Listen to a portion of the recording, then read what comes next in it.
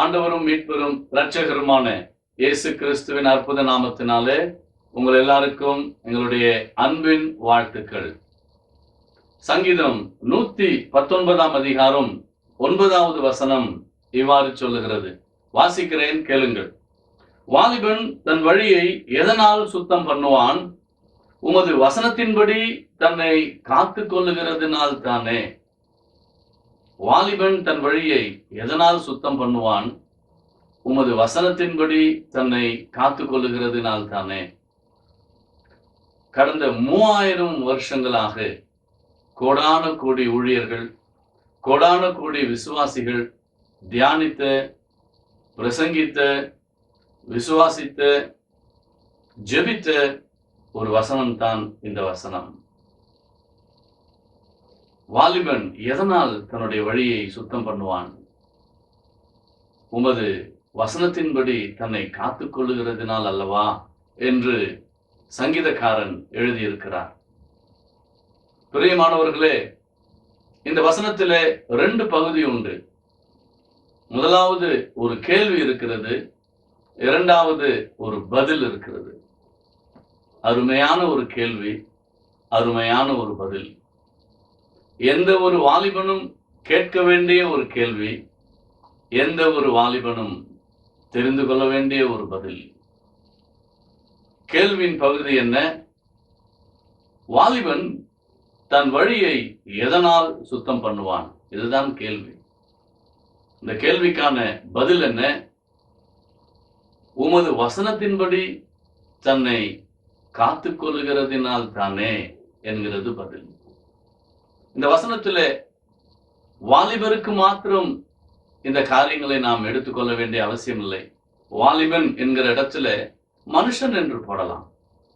மனுஷன் என்கிற ஒரு வார்த்தையை போட்டு நீங்கள் வாசித்தால், மனுஷன் தன்னுடைய வழியை எதனால் சுத்தம் பண்ணுவான்? அவன் உமது வசனத்தின்படி தன்னை காத்துக் கொள்ளுகிறதினால் தானே என்று வரும். ஆக வாலிபனாயிருந்தாலும், வயதானவர்களாயிருந்தாலும், சிறுவனாயிருந்தாலும், சிறுமியராயிருந்தாலும், யாராயிருந்தாலும் அவர்களுக்கு சொந்தமான வசனம் தான் இந்த வசனம். பிரியமானவர்களே, எனக்கு பிரியமான வாலிப மகனே, வாலிப மகளே, உன்னுடைய வாழ்க்கையை தேவன் அறிந்திருக்கிறார். இரண்டாவது, உன்னுடைய வாழ்க்கையை சாத்தான் அறிந்திருக்கிறான். மூன்றாவது, உன்னுடைய வாழ்க்கையை நீ அறிந்திருக்கிறாய். 3 பேர் தான் உன்னுடைய அந்தரங்க வாழ்க்கையை அறிந்திருக்கிறவர்கள். உன்னுடைய அந்தரங்க வாழ்க்கை உன்னுடைய பெற்றோர்களுக்கு கூட தெரியாது, கூட இருக்கிறவங்களுக்கு கூட தெரியாது, ஏன் உன்னுடைய நண்பர்களுக்கு கூட தெரியாது. இப்படிப்பட்ட சூழ்நிலையில் உன்னை தேடி வருகிற வசனம் இதுதான். வாலிபன் தன்னுடைய வழியை எதனால் சுத்தம் செய்வான்? இதோ உமது வசனத்தின்படி தன்னை காத்துக் கொள்ளுகிறதினால் தானே. இந்த வசனத்தை வேறொரு மொழிபெயர்ப்பிலே வாசிக்கும் போது இப்படியா இருக்கிறது. வாலிபன் தன்னுடைய வழியை எதனால் பரிசுத்தமாய் காத்துக் கொள்ளுவான்? உமது வசனத்தின்படி அவன் நடக்கிறதினால் தானே. வழியை பரிசுத்தமாய் காத்துக் கொள்வது எப்படியாம்? அவருடைய வார்த்தையின்படி நடக்கிறதினால் தானே. வேறொரு மொழிபெயர்ப்பு இப்படியாய் சொல்லுகிறது. வாலிபன் தன்னுடைய வழியை எப்படி பரிசுத்தமாய் வைத்துக் கொள்ளுவான்? உமது வசனத்தை கடைபிடிக்கிறதினால் தானே. ஆம் பிரியமானவர்களே, கையிலே பிடிப்பதற்கும் கடைபிடிப்பதற்கும் பெருத்த வித்தியாசம் இருக்கிறது. அநேகர் வேதத்தை கையிலே பிடிக்கிறார்கள், ஆனால் கடைபிடிப்பதில்லை. ஒரு பொம்மைக்கு கூட கையிலே வேதத்தை கொடுத்தால் அது கையிலே பிடித்து கொண்டிருக்கும், ஆனால் பொம்மை எல்லாம் வேதத்தை கடைபிடிக்க முடியாது.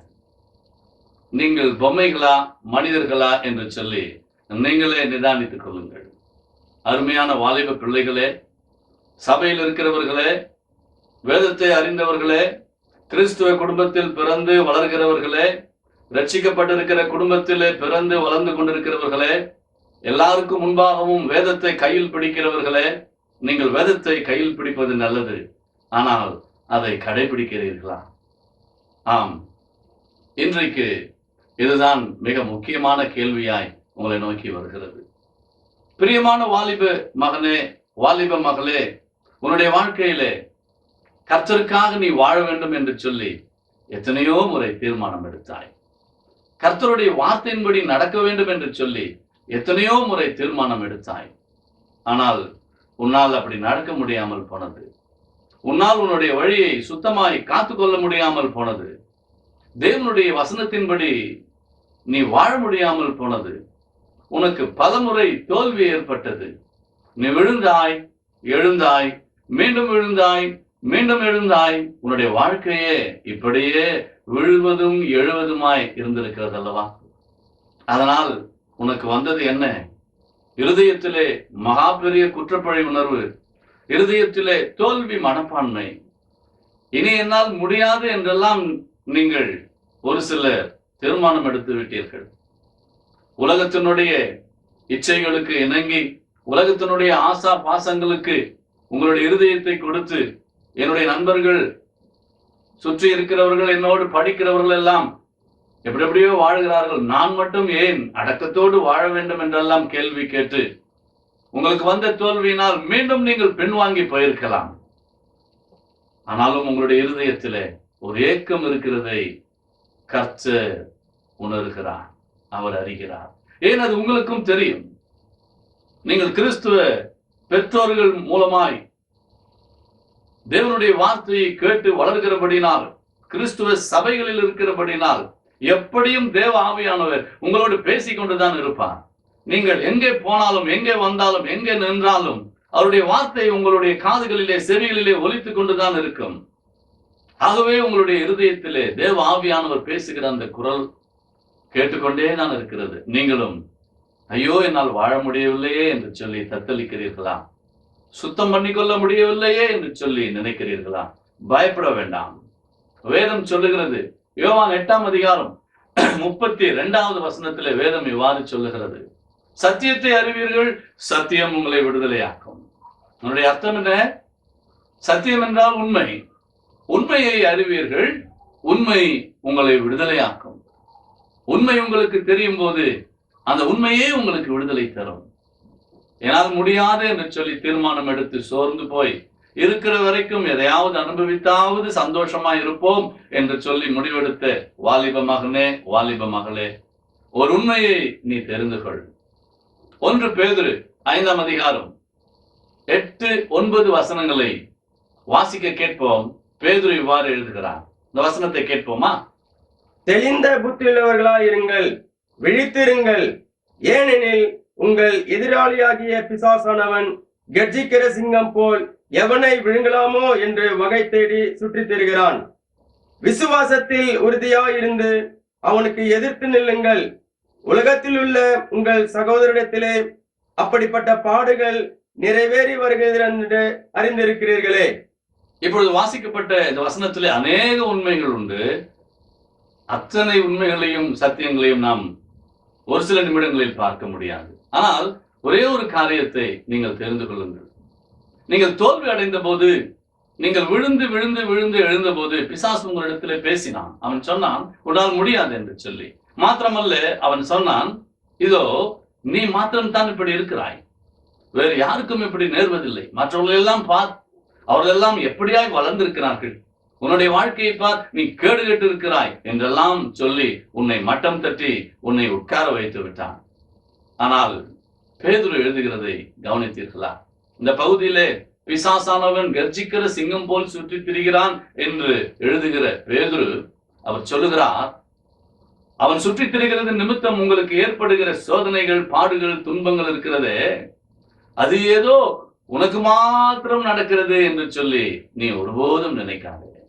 அந்த வசனம் சொல்லுகிறது, இதோ உலகமெங்கிலும் இருக்கிற உன்னுடைய சகோதரர்கள். யார் அவர்கள்? கிறிஸ்துவுக்குள்ளான சகோதர சகோதரிகள். உலகமெங்கிலும் எங்கெங்கெல்லாம் கிறிஸ்துவுக்குள்ளான சகோதர சகோதரி உனக்கு இருக்கிறார்களோ அவர்களுக்கெல்லாம் அப்படிதான் நடக்கிறது என்று சொல்லி பேதுரு எழுதுகிறதை கவனித்து பாருங்கள். இதுதான் அடிப்படையான ஒரு உண்மை. நீ தனியா இல்லை. கிறிஸ்துவுக்காக வாழ முடிவெடுத்த அத்தனை பேருடைய வாழ்க்கையிலும் இந்த பிரச்சனை, இந்த அனுபவங்கள், இந்த துன்பங்கள், இந்த பாடுகள் இருக்கத்தான் செய்கிறது. ஆகவே தான் நீ ஒருபோதும் சோர்ந்து போகவே கூடாது. மாத்திரமல்ல, பிரியமானவனே, பிரியமானவளே, உனக்கு மாத்திரம்தான் இப்படிப்பட்ட சோதனை, உனக்கு மாத்திரம்தான் இப்படிப்பட்ட பிரச்சனை என்று நீ ஒருபோதும் நினைக்காதே. மகா பெரிய அப்போஸ்தலனாய் இருந்த பவுல், அவர் தன்னுடைய ரோமருக்கு எழுதின நிருபத்திலே அவர் இப்படியாய் எழுதுகிறார். ரோமருக்கு எழுதின நிருபம் 7ஆம் அதிகாரம் 18வது வசனத்திலே அவர் இவ்வாறு சொல்லுகிறார், நன்மை செய்ய வேண்டும் என்ற விருப்பம் என்னிடத்தில் இல்லாமல் இல்லை, அதை செய்யத்தான் முடியவில்லை. பார்த்தீர்களா? நன்மை என்றால் என்ன? வேதத்திலே நன்மை என்பது தேவனுடைய கட்டளைகளுக்கு கீழ்ப்படிவதுதான். தேவனுக்கு கீழ்ப்படிந்து எல்லாவற்றிலும் அவருடைய சித்தத்தை செய்ய வேண்டும் என்கிற ஆசை என்னிடத்தில் இல்லாமல் இல்லை, அதை செய்யத்தான் முடியவில்லை. மாத்திரமல்ல, 7ஆம் அதிகாரம் ரோமருக்கு நிருபத்திலே அதே பகுதியிலே 15வது வசனம் இவ்வாறு சொல்லுகிறது, நான் செய்வது எனக்கே சம்மதமில்லை. கவனிங்கள், நான் செய்வது எனக்கே சம்மதமில்லை. நான் விரும்புகிறதை செய்யாமல் விரும்பாததையே செய்கிறேன். நான் வெறுக்கிறதையே செய்கிறேன். பாவங்களை செய்யக்கூடாது என்று நினைக்கிறேன், அதை வெறுக்கிறேன், ஆனால் அதைத்தான் செய்கிறேன். தேவனுக்கு ஏற்ற வாழ்க்கை வாழ வேண்டும் என்று விரும்புகிறேன், ஆனால் அதை செய்ய முடியவில்லை. அப்போஸ்தலர்களாய் இருந்த பேதுருவுக்கும் அப்போஸ்தலனாய் இருந்த பவுலுக்கும் இப்படிப்பட்ட பிரச்சனைகள் ஏற்பட்டு இருக்கும் என்று சொன்னால், உனக்கும் எனக்கும் ஏற்படுவது எம்மாத்திரம்? ஆகவே திடன்கொள். உனக்கு ஏற்படுகிற பிரச்சனைகள், துன்பங்கள், சோதனைகள் எல்லாருக்கும் வருகிற சோதனைகள் தான். எல்லா பரிசுத்தவான்களும் அந்த வழியிலே கடந்து போனவர்கள் தான். ஆம் பிரியமானவர்களே, ஏன் இன்றைக்கு நாம் வாசித்தோமே சங்கீதம் 119 9வது வசனம், அந்த 119 9வது வசனத்திலே வாலிபனை குறித்து சங்கீதக்காரர் எழுதும்போது அவர் இப்படியா எழுதினார் அல்லவா? அவர் என்ன எழுதினார்? வாலிபன் தன்னுடைய வழியை எதனால் சுத்தம் பண்ணி கொள்ளுவான்? உமது வசனத்தின்படி காத்து கொள்ளுகிறதுனால் தானே என்று சொல்லிவிட்டு அப்படியா எழுதின சங்கீதக்காரர் அடுத்த வசனத்துல இவ்வாறு எழுதுகிறார். அவர் எழுதுகிறார், என் முழு இருதயத்தோடு உம்மை தேடுகிறேன், என்னை உமது பிரமாணங்களின்படி நான் நடக்கும்படி செய்யும், அதிலிருந்து வழி தப்ப விடாதேயும் என்று சொல்லி அவர் கதறுகிறதை அடுத்த வசனத்திலே நாம் வாசிக்கிறோம். உமது வசனத்தின்படி செய்வதனால் என்னுடைய வழிகளை சுத்தம் செய்து கொள்ளுவேன் என்று சொல்லுகிற அவர், அப்பா உம்மை நான் தேடுகிறேன், நான் வழி தப்ப விடாதேயும் என்று சொல்லி அவர் கதறுகிறார். அப்படி என்று சொன்னால் என்ன அர்த்தம்? அவருக்கும் அந்த பிரச்சனை இருந்திருக்கிறது. அவர் வழி தப்பி போன சந்தர்ப்பங்கள், சூழ்நிலைகள் வந்திருக்கிறது. ஆனாலும் அவர் சொல்லுகிறார், நான் உம்மை தேடுகிறேன். அந்த வசனத்திலே மிக அருமையான ஒரு காரியம் சொல்லப்பட்டிருக்கிறது. நான் உம்மை தேடுகிறேன், நான் வழி தப்பி போக விடாதேன். ஆம் பிரியமானவர்களே, வார்த்தையை இருதயத்திலே வைத்துக் கொள்வதால், வார்த்தையை நாம் கேட்பதால், வாசிப்பதால் அநேக அறிவு நமக்கு வருகிறது. தேவ வார்த்தையை வாசிக்கிறதால் தேவனை குறித்த அறிவு, பாவத்தை குறித்த அறிவு வருகிறது. ஆனால் அறிவு வெற்றியை தர முடியாது. காரணம், அறிவு ஒருவேளை பாவத்தை குறித்த உணர்வை தரலாம், ஆனால் பாவத்தின் மேல் ஜெயத்தை கொடுக்க முடியாது. பாவத்தின் மேல் ஜெயத்தை கொடுக்கிறவர் தேவன். நீ பயப்படாதே.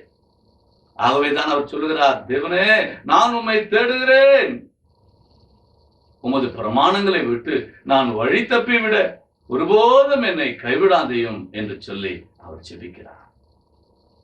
எப்பொழுது நாம் அவரை தேட முடியும்? நாம் அவரை தேடுவது ஜெபத்திலே தான்.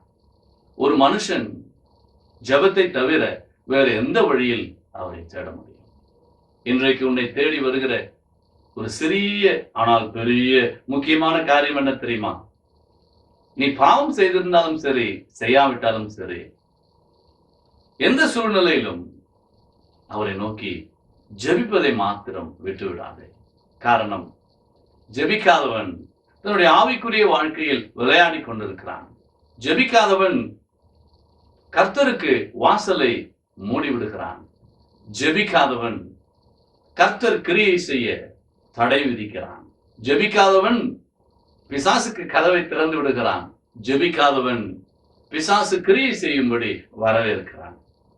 நீ ஜெபிப்பாய் என்று சொன்னார், உன்னுடைய ஜெபத்திலே கர்த்தரை தேடுவாய் என்று சொன்னார், தேவன் கட்டாயம் உனக்கு பலன் தருவார். பாவத்திலிருந்து உனக்கு ஜெயம் கிடைக்கும்.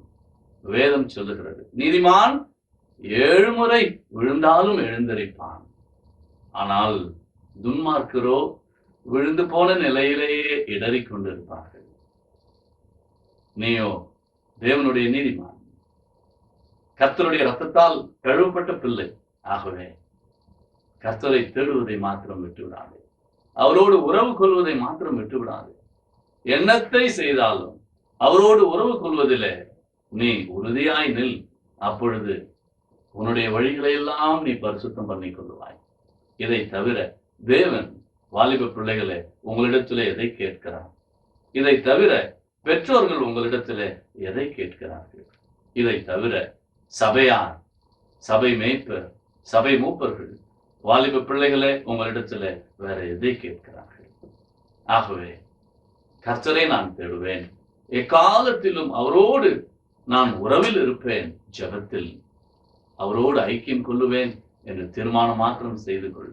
தேவன் உனக்கு பூரண விடுதலையை கொடுத்து வழி நடத்துவார். அநேகருக்கு நீ ஆசீர்வாதமாய் இருப்பாய். இப்பொழுது நாம் ஜெபிப்போமா? கண்களை மூடி ஜெபிப்போம். எங்களை நேசிக்கிற எங்கள் நல்ல பரலோக பிதாவே, வாலிபன் தன் வழியை எதனால் சுத்தம் செய்வான்? உமது வசனத்தின்படி தன்னை காத்துக் கொள்ளுகிறதினால் தானே என்று எழுதி கொடுத்தீர். உமது வசனத்தை எங்களுக்கு சொல்லிக் கொடுத்தீர். உமது வசனத்தை நாங்கள் வாசிப்பதால் எது பாவம் எது நீதி என்பதை நாங்கள் அறிந்து கொள்ளுகிறோம். உம்மை குறித்த அறிவு எங்களுக்கு வளர்கிறது. ஆனாலும் கர்த்தாவே, இதோ உம்மை குறித்த அறிவும் பாவத்தை குறித்த உணர்வும் எங்களுக்கு வரும்போது உமது அபிஷேகம் மாத்திரமே அந்த பாவத்தை ஜெயிக்க வழிவகுக்கிறது. உமது அபிஷேகம் மாத்திரமே பாவத்தின் கட்டுகளை உடைக்கிறது. உமது அபிஷேகம் மாத்திரமே எங்களுக்கு விடுதலை கொடுக்கிறது. ஆகவே இதோ இந்த செய்தியை கேட்ட உமது வாலிப பிள்ளைகள் யார் யாரெல்லாம் நொந்து போய், யார் யாரெல்லாம் சோர்ந்து போய் பின்வாங்கி போனார்களோ, என்னால் முடியாது என்று நினைத்தார்களோ, அத்தனை பேருக்கும் இப்பொழுது இந்த செய்தியை கேட்டுக்கொண்டிருக்கிற இந்த வேளையிலேயே உமது அபிஷேகம் இறங்கும்படியாய் ஜெபிக்கிறோம். இயேசுவின் நாமத்திலே உம்மை நோக்கி உண்மையாய் கெஞ்சுகிற உமது பிள்ளைகளை நிரப்பி பிதாவே அவர்களுக்கு விடுதலையை தருவீராக, பாவத்தின் மேல் ஜெயத்தை கொடுப்பீராக. இயேசு கிறிஸ்துவின் நாமத்திலே ஜெபிக்கிறோம் ஜீவனுள்ள எங்கள் நல்ல பரலோக பிதாவே. ஆமேன், ஆமேன், ஆமேன். கர்த்தர் தாமே உங்களை ஆசீர்வதித்து ஜெயமுள்ள வாழ்க்கைக்குள் நடத்துவாராக.